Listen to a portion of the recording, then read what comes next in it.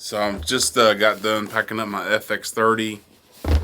Got it sold the other day. I'm a little sad to see it go, but in the end, kind of not really. It seems like I'm always in love with the idea of an APS-C camera, and every time I get one, I just get it, and I'm kind of like, nah, I don't know.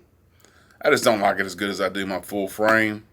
That's just me. Everybody's a little bit different, but I decided to go ahead and sell the FX30 and move on to something else. I think I'm going to try to trim up my camera line as much as I possibly can. I think the A7R5 is going to be part of that if I can get enough funds together to afford that camera. And I think the ZVE1 is going to be part of that too. If I want something just a little bit smaller, a little bit lighter, more portable, to take with me on places like that. I think the new AI chip is going to be the way that Sony, I think that's going to be doing their cameras going forward. I think it's going to be in all their cameras going forward.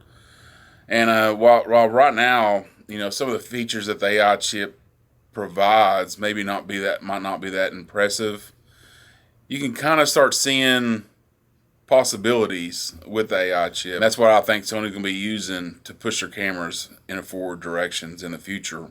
I don't know. Speaking of the ZVE1, I mean, I understand that it's more expensive than it probably should be.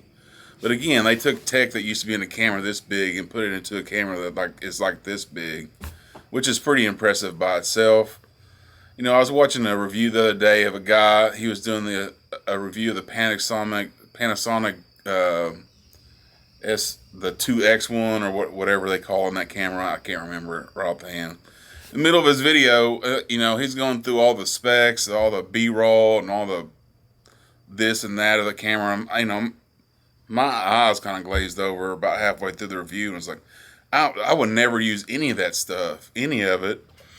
And then he stopped in the middle of his review and kind of just bashed on the ZVE1 for a good 30 seconds or so.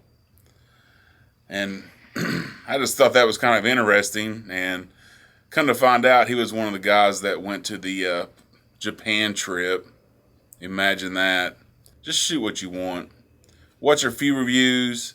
If the camera does what you want it to do, just shoot with it and don't look back. Don't even think about it. All these cameras are great. Don't let any of these guys tell you any different. Anyway, just my 2 cents for the day. Thanks for watching. We'll see you on the next one.